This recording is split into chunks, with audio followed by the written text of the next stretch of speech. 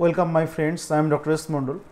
আমরা হাইপারটেনশন বা high blood pressure বা উচ্চ রক্তচাপ বা হাই প্রেশার নিয়ে আলোচনা করছিলাম। তো আগের ভিডিওতে আমরা দুটো পার্ট হয়েছে, সেখানে আমরা হাইপারটেনশন কী বা উচ্চ রক্তচাপ কী, কত ধরনের প্রেশার আছে, কত টাইপসের হাইপারটেনশন হয়, what are the causes of hypertension এবং রিস্ক ফ্যাক্টর, এগুলো সম্পর্কে পুরো ডিটেলসে কিন্তু আলোচনা করেছি। যারা এখনও দেখেননি আগের ভিডিওগুলো গিয়ে দেখে নেন। আজকে আমরা ক্লিনিক্যাল ফিচার্স বা সাইন অ্যান্ড সিমটম নিয়ে আলোচনা করব, যেটা খুবই গুরুত্বপূর্ণ, যেটা দেখে আমরা বুঝতে পারি patient is suffering from hypertension বা উচ্চ রক্তচাপ বা হাই প্রেশারে সাফার করছে। তো ক্লিনিক্যাল ফিচার্সের মধ্যে sometimes the high blood pressure does not produce any symptom, sometime the hypertension can not develop any symptom. অনেক সময় দেখা যায় যে পেশেন্ট হাইপারটেনশনে সাফার করছে বাট কোনো সিমটম প্রডিউস করছে না। এই জন্য এই হাইপারটেনশনকে বলা হয় সাইলেন্ট কিলার ডিজিজ। ভিতরে কিন্তু আস্তে আস্তে সাইলেন্টলি কিন্তু ভিতরে বডিটাকে সে ক্ষতি করে চলেছে, হাইপারটেনশন আছে বাট কোনো সিমটম প্রডিউস করছে না, that's why it is called silent killer disease. But কিছু পেশেন্টের ক্ষেত্রে in some patient the symptoms will be develop like this. কিছু পেশেন্টের ক্ষেত্রে কিন্তু সিমটম প্রডিউস করে এবং সিমটম কী কী সেগুলোই আমরা আলোচনা করব। তো সিমটমগুলোর মধ্যে প্রথমেই যে সিমটম যেটা থাকে that is the severe headache, প্রচুর পরিমাণে মাথার যন্ত্রণা, সিভিয়ার হেডেক।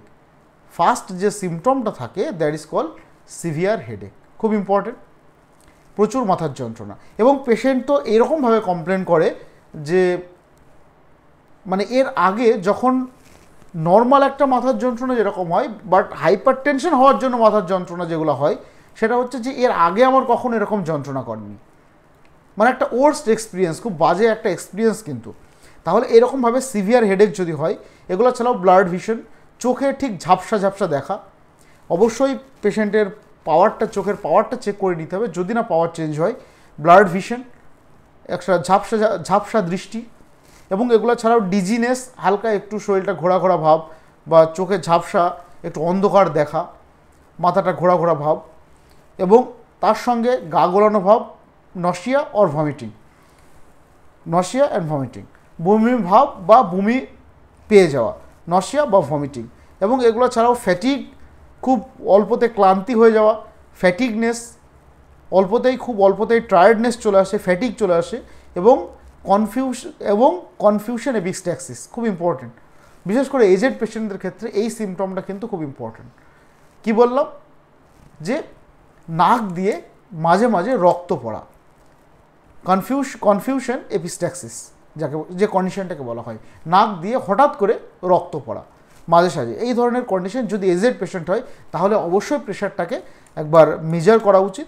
এবং এগুলো ছাড়াও অনেক দিন ধরে যদি থাকে তাহলে মানে লেট সিমটম কিছু থাকে, যেমন চেস্ট পেন, বুকে যন্ত্রণা আসতে পারে, শর্টনেস অফ ব্রেথ, হালকা শ্বাসকষ্ট আসতে পারে, ইরেগুলার হার্টবিট আসতে পারে, এবং প্যাপিলিডিমা। অনেক সময় হাইপারটেনশনের জন্য কিন্তু হাত পা ফুলতে পারে। তাহলে কি কি সিমটম আমি বললাম, সেই সিমটমগুলো আমি আরেকবার সামারাইজ করছি। তো প্রথমে যে সিমটমগুলো নিয়ে আমাদের কাছে পেশেন্ট আসে দ্যাট ইজ দ্য হেডেক, মাথার যন্ত্রণা, তার সঙ্গে ব্লাড ভিশন, চোখে ঝাপসা দেখা, ডিজিনেস, হালকা মাথা টাথা ঘোরা, তার সঙ্গে নশিয়া অ্যান্ড ভমিটিং, গা গোলানো, বমি ভাব এবং বমি পাওয়া, তার সঙ্গে ফ্যাটিগ, খুব দ্রুত ক্লান্ত হয়ে যাওয়া, এবং কনফিউশন এপিস্ট্যাক্সিস, নাক দিয়ে রক্ত পড়া অনেক দীর্ঘদিনের সমস্যা থাকলে, তার সঙ্গে চেস্ট পেন, বুকে যন্ত্রণা, এবং শর্টনেস অফ ব্রেথ, একটু ভারী কাজ করলে, একটু হাঁটাচলা করলে কিন্তু পেশেন্টের শ্বাসকষ্ট ডেভেলপ করে, বা শর্টনেস অফ ব্রেথ বা ডিসনিয়া, ডিফিকাল্টি ব্রিদিং কিন্তু ডেভেলপ করে। এবং এগুলো ছাড়াও ইরেগুলার হার্টবিট এবং প্যাপিলিডিমা। সর্বোপরি অনেক দিন ধরে যদি হাইপারটেনশন থাকে সেই পেশেন্টের ক্ষেত্রে কিন্তু হাত পা ফুলে যেতে থাকে বা ইডিমা কিন্তু ডেভেলপ করতে পারে।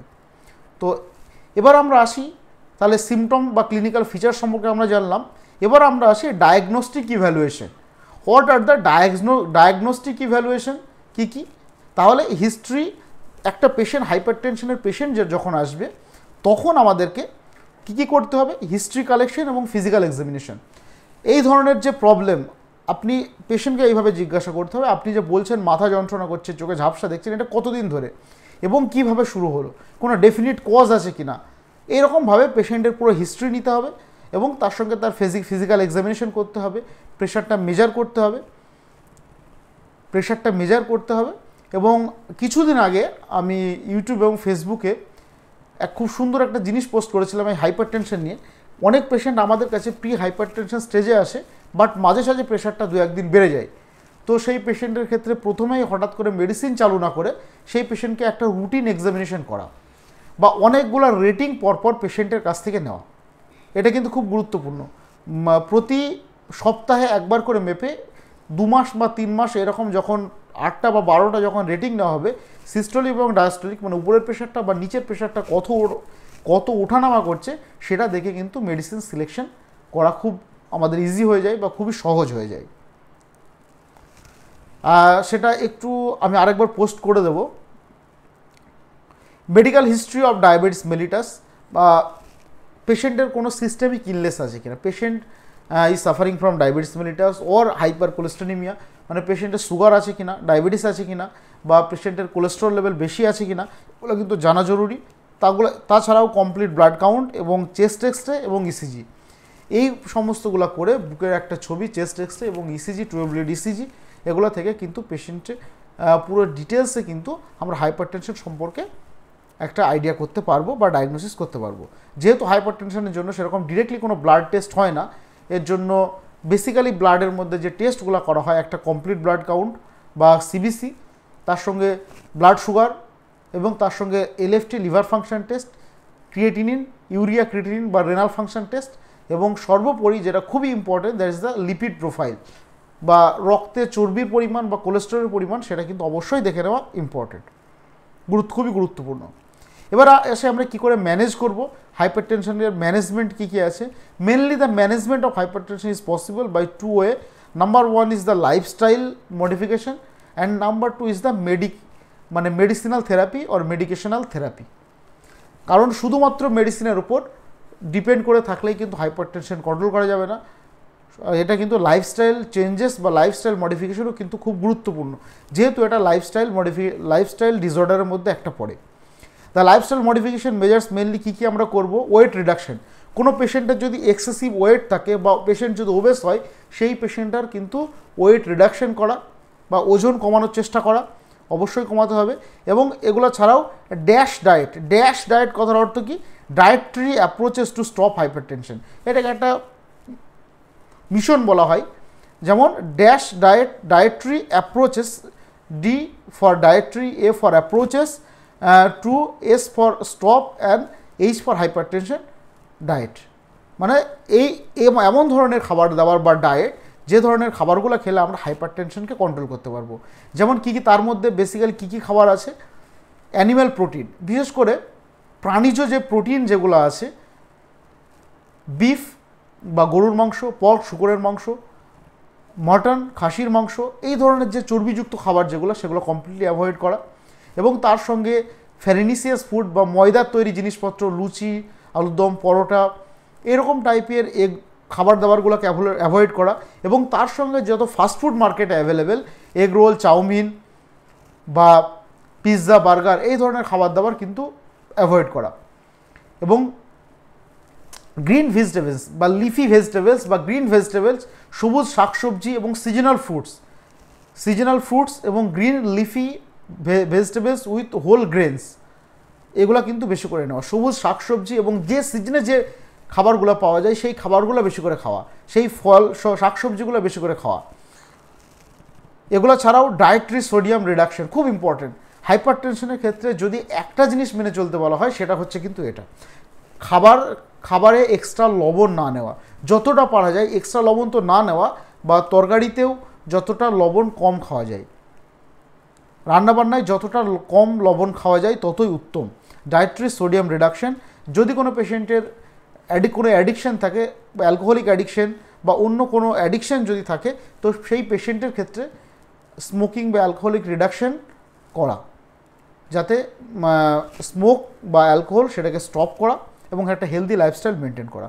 একটা রেগুলার এক্সারসাইজ করা, অ্যাটলিস্ট 30 মিনিটস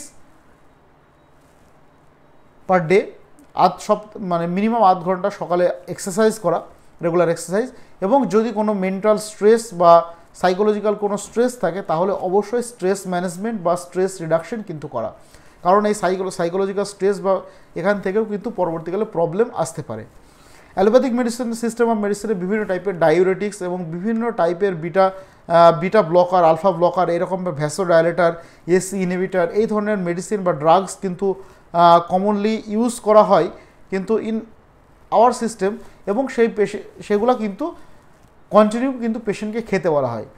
কিন্তু আমাদের হোমিওপ্যাথিক বেশ কিছু মেডিসিন আছে এবং খুবই এফিকেসিয়াস মেডিসিন হাইপারটেনশনের ক্ষেত্রে দারুণ কাজ করে, যদি এই ধরনের লাইফস্টাইল যেগুলো বললাম সেগুলো যদি মেনে চলতে পারে কেউ, বা স্ট্রিক্টলি যদি ফলো করা যায় এবং তার সঙ্গে এই মেডিসিনগুলো symptom wise according to symptom similarity যদি নেওয়া যায়, তাহলে কিন্তু একটা মার্ভেলাস রেজাল্ট কিন্তু আসে এবং পেশেন্টকে কিন্তু সারা জীবন প্রেশার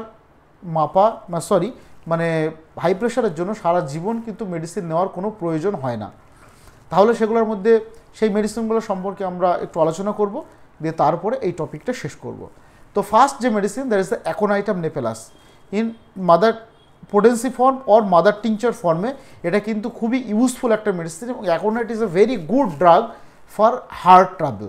হার্টের কোনো প্রবলেমের জন্য অ্যাকোনাইট কিন্তু এক এবং অদ্বিতীয় একটা ওষুধ।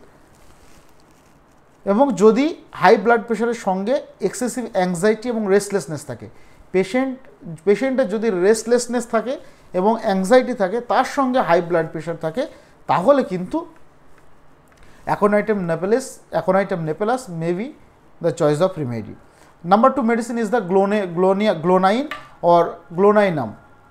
Glonoine is a very important medicine যদি কোনো পেশেন্ট হাইপারটেনশনে সাফার করে এবং তার সঙ্গে যদি থ্রবিং হেডেক থাকে, মাথায় যদি পেশেন্টের হাত দেওয়া যায় ভার্টেক্স রিজিয়নে, একটা কনস্ট্যান্ট হিট কিন্তু আমরা ফিল করতে পারবো, প্রচুর পরিমাণে মাথা গরম হয়ে থাকে এবং তার সঙ্গে একটা থ্রবিং হেডেক, দপদপ করছে এবং মাথাটা এবং যন্ত্রণা হচ্ছে, মাথার যন্ত্রণা, থ্রবিং হেডেক থাকে, তাহলে glonoine is the choice of medicine.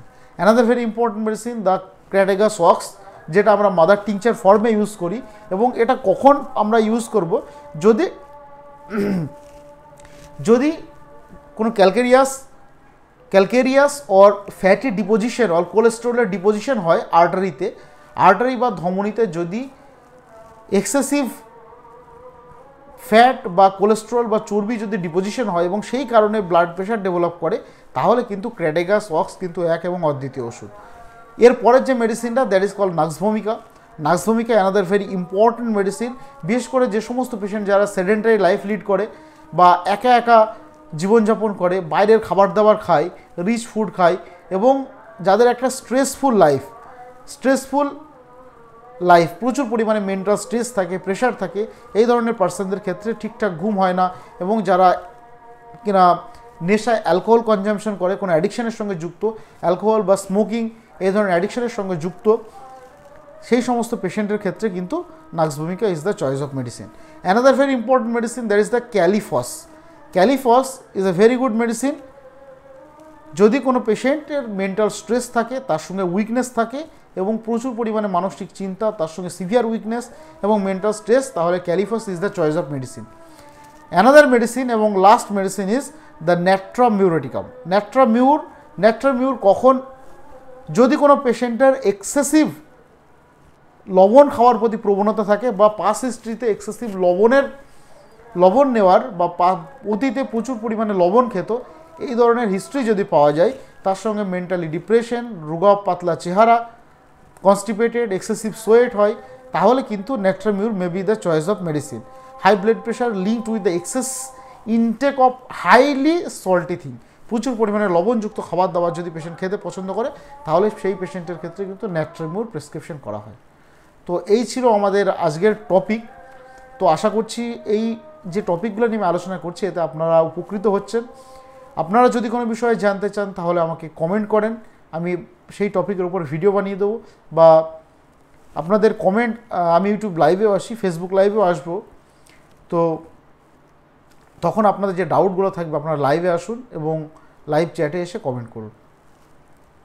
ভালো থাকবেন, সুস্থ থাকবেন, দেখা হচ্ছে পরের ভিডিওতে। আর এই ধরনের সমস্ত রকম হেলথ রিলেটেড ইনফরমেশন স্বাস্থ্য সম্পর্কিত সমস্ত রকম তথ্য পাওয়ার জন্য, documentary evidence based live case, তার সঙ্গে বিভিন্ন টপিক্সের উপর ভিডিও, ইউটিউব লাইভ সেশন, বিভিন্ন টাইপের উপর শর্টস, বিভিন্ন বিষয়ের উপর, গুরুত্বপূর্ণ বিষয়ের উপর ডায়েট চার্ট, সেগুলো পাওয়ার জন্য আমার এই channel doctor S Mondal official এবং আমার ইনস্টাগ্রাম এবং ফেসবুক আইডিকে ফলো করে দিন, ফেসবুক প্রোফাইলকে, এবং পাশে থাকা বেল আইকনটি অন করে রাখুন। ভালো থাকবেন, সুস্থ থাকবেন, দেখা হচ্ছে পরের ভিডিওতে। Thank you.